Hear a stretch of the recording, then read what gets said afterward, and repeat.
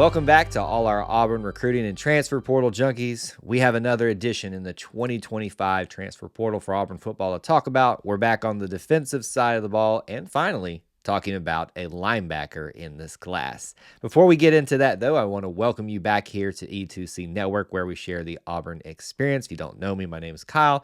As always, we'd love for you to subscribe if you're not, or follow whichever platform you're on. And of course, smash the like button if you enjoy this type of content.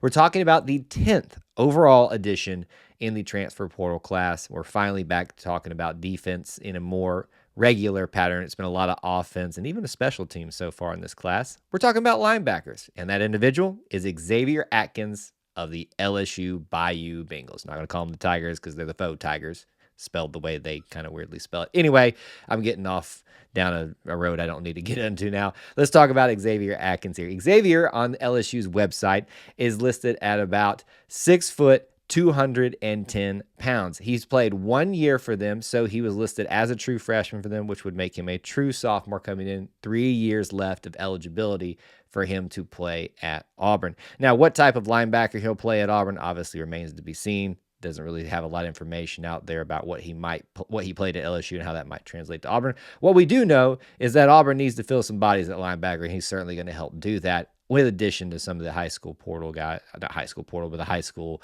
recruits that have already come in. A couple of storylines out of this one. Auburn's gone to a lot of different schools to get portal guys, but not a lot of the SEC. Jackson Arnold was one of them, and I almost thought this guy was the first one, but he's the second one out of the SEC that Auburn has gotten.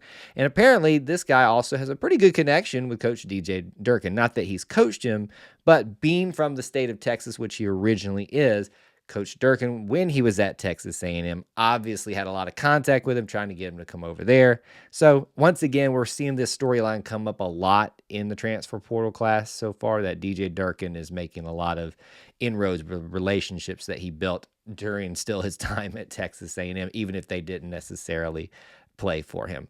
So let's talk about some stats.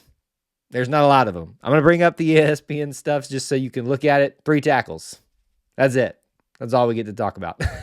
I mean, there's really not a lot of stats to go off with this individual, and that's not in any way to knock him or anything like that. He played as a true freshman, so he has not got a lot of opportunities to play, just 1 season's worth, and he's going to come here for a fresh start to continue to build what his college career is going to be. So I don't think we can glean a lot from that, nor should we make any big assumptions about him, good or bad, from stats alone. So now that we've talked a little bit about him, some quick facts, let's talk about what it means for Auburn football, what it means for him as well. In this class, obviously, we talked about this being the 10th overall commit for them and signee for transfer portal purposes. It'll be the 4th on the defensive side of the ball. If you want to go check out some of those previous videos we've done for those guys, please do so. And it's the very first linebacker one. And boy, do we need some. I think it's about 4 guys that we're losing that played primarily this last year. Eugene Asante, Fanaji Gote, Austin Keys, and can't believe I'm blanking out on someone else here that well, anyway, it doesn't matter. We've lost plenty of them. So there's going to need some bodies to be filled. New talent, young talent that's already there at Auburn, young talent coming in, but you're certainly going to need somebody like him, Xavier Atkins, who's got some SEC experience. Can't discount that. So I think him coming in, he's going to probably have not an easy road to playing time, but certainly easier maybe than some other positions for Auburn.